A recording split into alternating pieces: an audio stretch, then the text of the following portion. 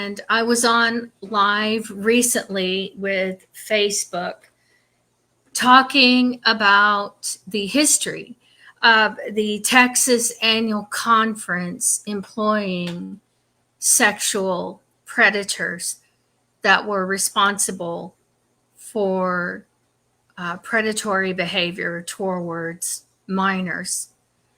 I am also a survivor of sexual misconduct by a United Methodist minister that was employed by the Texas Annual Conference. I also spoke about Kendall Graham, and I spoke about a document that was leaked in my paperwork from an attorney named Harrison Fisher, revealing the identity of Jane Doe, a girl who had filed a lawsuit, a $25 million lawsuit against the Texas Annual Conference for sexual assault by Kendall Graham.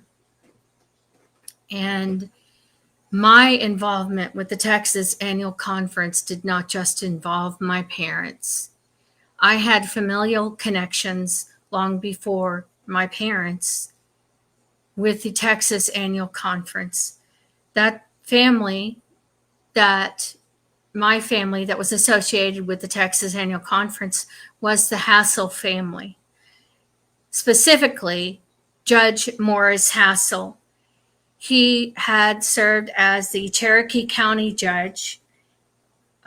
He had served as a mayor for Rusk, Texas. Judge Hassell was also a longtime member of the First United Methodist Church in Rusk, Texas. I don't know if they are still under the administration of the Texas Annual Conference because there was a split within the United Methodist Denomination between the Global Methodist and the United Methodist Denomination. I will look up some of my research here and read it so that I can have the correct information on Judge Hassell. So Judge Hassell was an attorney, and he was a judge. He was a member and past chairman of the administrative board of the Rusk First United Methodist Church, a member of the Texas Conference Methodist Foundation. He was past chairman of the Board of Trustees of the Texas Annual Conference of United Methodist Church. He was chairman of the Board of Trustees of Lon Morris College. He was also a member of Phi Theta Kappa at Lon Morris and was named Lon Morris College Distinguished Alumnus in 1976. He was a member of the board of directors of Lakeview Methodist Conference Center a former member of the board of trustees of Rusk Independent School District. And Judge Hassell was the chairman of the board of trustees of the Texas Annual Conference. And the board of trustees of the Texas Annual Conference has several key responsibilities centered around the stewardship of conference property, funds, and assets. And in essence, the Board of Trustees plays a crucial role in safeguarding and responsibly managing the physical and financial resources of the Texas Annual Conference to support the overall mission and ministries of the United Methodist Church. And this is some of the responsibility that Judge Hassell shared as chairman of the Board of Trustees at the Texas Annual Conference Administration. This is the same Texas Annual Conference Administration that I have been exposing for their involvement in employing sexual predators. And for context, I knew about Judge Hassell. I knew about him most of my life since I was a child. However, the Hassell family is a large family. Judge Hassell, even though he's been deceased since 1996, Judge Hassell and I share thousands of living cousins because the Hassell family is a large family, and because both Judge Hassell and I are descendants of the Parker family, as in the Parker family massacre. And we are also related to Cynthia Ann Parker, who was abducted by the Comanche Indians in Texas. And Judge Hassell was my fourth cousin twice removed. Judge Hassell was, my mother's third cousin. Judge Hassell was my great-grandfather on my maternal side. He was my great-grandfather's second cousin. And Judge Hassell and I have a lot in common that I was not aware of with Judge Hassell. And that would be that we both were raised within the Texas Annual Conference. And we both are descendants of the Hassell family. We grew up around Hassell family members in Cherokee County. And there was a split, and I don't remember all of the details, and Judge Hassell did not really have much of anything to do with the Hassells that I was raised around.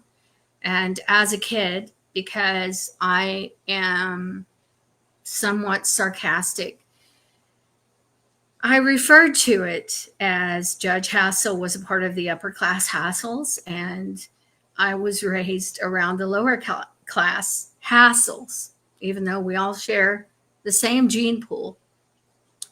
And Judge Hassell was an only child, like myself. He was raised as an only child. He did not have any siblings. And Judge Hassell probably spent a lot of his time around people within the United Methodist Denomination, which was a very different environment than being raised around the Hassell family, the extended family, because the Hassells are Southern, simple people. They were poor, and the Hassells are very blunt. They don't really candy coat anything. They tell it like it is. They're loving people, but if you cross them, they're mean as hell, and they're stubborn. And I don't think that Judge Hassell, because of his experience growing up as an only child, and because he grew up around a lot of people in the United Methodist Denomination, because his wife's grandfather, no, it wasn't his wife's, it was his mother's grandfather, was a circuit riding preacher, a United Methodist circuit riding preacher. It is very significant that Judge Hassell had the roles that he did in various committees. The committees that he was involved in within the Texas Conference Administration were very significant. And Judge Hassell was not employed by the Texas Annual Conference. He was not an ordained clergy. So for a layperson to be on the part of the board of directors and in a leadership position with the board of directors with Lakeview Methodist Encampment and the chairman of the board of trustees at a Methodist college, Morris College, which is also a college I went to, and to be the chairman of the board of trustees at Texas for the Texas annual conference. This is rare for a layperson to have these many roles at one time, with committees of these, with the significance that these committees had within the Texas annual conference. The reason for this the reason why I think that he was able to gain these roles, why he was elected for these roles, was partially because he was a judge, because of his experience as an attorney, also because he grew up, he was born in 1916. So the Texas conference it had been less than 20 years since the Texas conference had actually merged with the East Texas conference in 1902. And Judge Hassell was born in 1916 and passed away in 1996. And I remember Judge Hassell's funeral. The Morris College Choir performed at his funeral. I did not attend because a close friend of mine had passed away.